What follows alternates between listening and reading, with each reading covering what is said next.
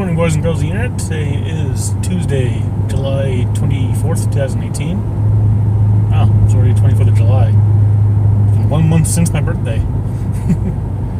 11 months to go. 11 months to go. So, no God of War gameplay today. I'm not going to be talking about nothing to do with video games, and might as well, you're probably missing my beautiful face here. We got some really nice cloud cover. We had some really good rain yesterday, I must admit. It wasn't like in the early part of the day. The early part of the day it was freaking hot as hell, but around like 7:30ish, started to rain a little bit, and it rained for a pretty good while, at least at my house and at by work. Rained for a nice drizzle. Some places it's probably coming down pretty hard because there was some flood warnings that came out, and so yeah, that's probably pretty intense. There's some good lightning storms last night on the way to work. Pretty good. But let's get to the news. Let's get to some photography news. So, I think I mentioned before, both Nikon and Canon, they're definitely pushing forward with some new flagship mirrorless cameras to compete with the likes of Sony. Because Sony is flat out crushing it in the mirrorless market. Now, that's the mirrorless market. It's not, there's still a lot of professionals that stick to the DSLRs, and Sony's nowhere near catching up to that. But they're starting to notice a trend where people are, even the professional market, are kind of considering Sony, and a lot have switched. So, I know if you really think about it, Canon and Nikon, they got a little catching up to do in the mirrorless space, but they had the advantage of seeing the pains that Sony has gone through over the years in terms of features and flaws and things they had to overcome, things they had to address and fix as camera iterations came out. Because let's face it, if you look at ever since some of the first few mirrorless cameras from Sony came out, they've come out with dozens and dozens of iterations, and a lot of them are just like slow evolutions. Some are just straight up full model changes. But some, like, you look at the A7 line. You have your A7, your A7 II, and now an A7 III. Then you have an A7R, which is a higher resolution camera, same basic body, a little more advanced features. You have an A7R1, an A7R2, A7R3. Then you have A7S, which is actually a lower resolution sensor, but it's designed for video work, in that it has, since the pixels are bigger on the sensor, it can capture more light, and thus you can have cleaner images in lower light. That they have A7S and A7S II. Probably going to come out with A7S III soon. So then you have just an A7, 3 different lines of models, and so far 3 or 2 generations per line. Then you have your A9. A9 is pretty much like the A7 lines, but slightly different focus. They're focusing more on high frame rate shooting in order to look at the like sports photography, probably wildlife photography as well. And that's their professional line. Then you can have your APS-C sensor cameras. You have A6000, A6300, A6500. And they're probably going to come out with another one here soon. I almost guarantee it. So they had a lot of growing pains. Canon and Nikon have been watching this whole time, and so theoretically, they can look at all the things that they've ran across, in terms of, what Sony has had to face. It's like, oh, in this feature here, it's, that was a bad feature, why'd you put it in there? Or, oh, this camera's good, but I wish it had this feature. And then, like, later on, they did add it. Canon and Nikon could simply come out of the gate with all of that. So that could be a really big shakeup in the market. But what was it, late Sunday, early Monday morning, Nikon gave a little tease of their mirrorless camera. They gave us a little teaser video.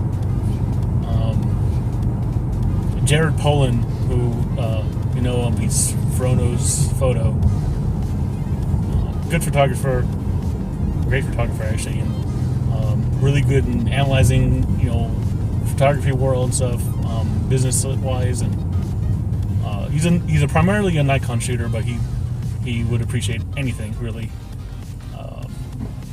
But when it comes to Nikon stuff, he knows his things, and so he was kind of going over this video, and it was a straight up tease by Nikon. They didn't show physical camera in a good light, should I say. They kept it in a silhouette, and you couldn't hardly tell what the hell it even looked like. You could kind of get the basic outline, and Jared Polin, he kind of later on extracted some screenshots from the video at different angles of the camera, and kind of did as an analyst. He noticed that it does have a very substantial and probably very ergonomic grip to it. He also noticed that it seemed that in comparison to the body size itself, the back display screen looked pretty large, and he said that the EVF, the viewfinder, that looked pretty big too. He said it looked like it was pretty substantial, but everything else about the camera seemed pretty compact, like you would expect a mirrorless to look. Except though, and I think Nikon's really kind of banking on this, they're probably focusing all their features kind of on this. I'm not sure what it's going to really do in the long run, if it's going to really work for them, but it looked like the mounting, the lens mount for it is a pretty large lens mount in terms of the size of it, in comparison to most cameras.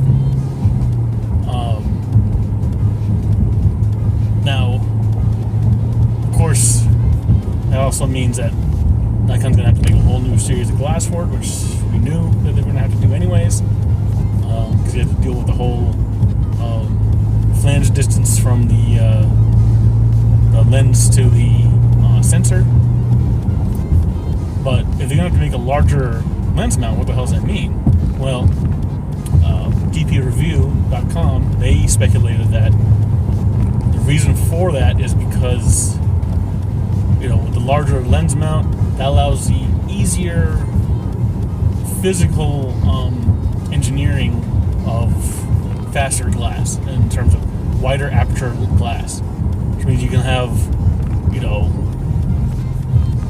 it's easier time engineering of 1.4, 1.2, even like a f/0.95 aperture lens for this camera. So I'm thinking that's what they're aiming for, but again, in order to achieve that, they're going to have to make whole new glass for it, that kind of aim for that. And if it makes it easier for them to make really fast glass, that's great, There's the trouble with, trying to make wide apertures, that you have to have a lens that can open up really, really wide. If you have something that, say if you got like a little Olympus pen camera, those have a micro four thirds sensor, and the mounts on those are pretty small. Like the actual physical size of the back end of the lens are pretty small. So I can imagine having a wide aperture on those are pretty difficult to engineer. You have to have like the aperture like set way further up on the lens, and have that, the end of the lens be really, bulky. I'm saying this like I know what I'm talking about with lens engineering, but this is kind of what I'm gathering from what I've seen in terms of my experience of looking at fast lenses,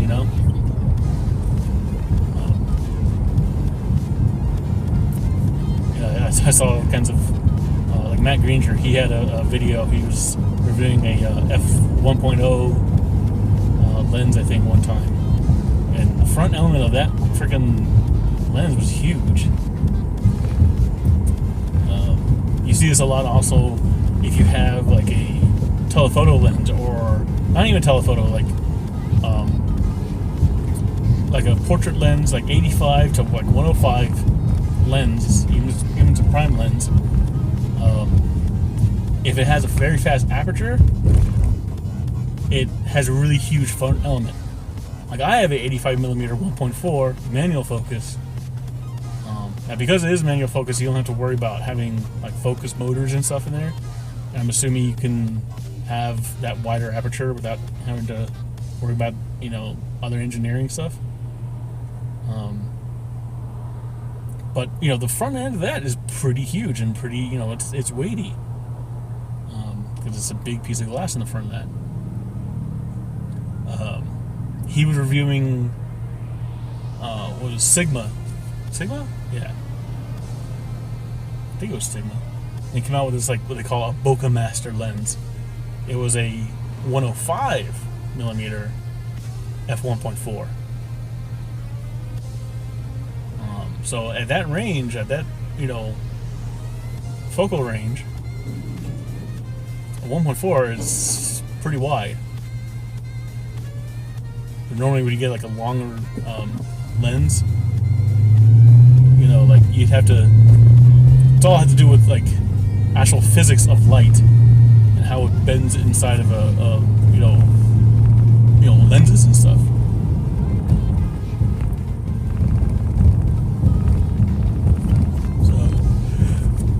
It's all pretty interesting stuff. You get like a 200mm lens. Most 200mm, if they're like a mid-range price, they're like f4s. They don't open very wide. If you do find a 200mm lens that has a wider than, they have like, I think they have like a G Master that could go to like 2.4 or something. That thing is freaking expensive and huge, because you have to work around the light physics. It's all interesting stuff. And hey, look, I wasn't wearing my sunglasses today, and now the sun decided to poke out right before I get home. Yeah, I'm blind.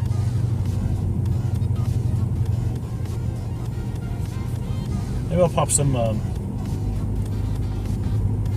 probably already did by now, but I'll pop some of the screenshots from Jared Polin's video so you can see what I was talking about with the Nikon Mirrorless teaser that they had.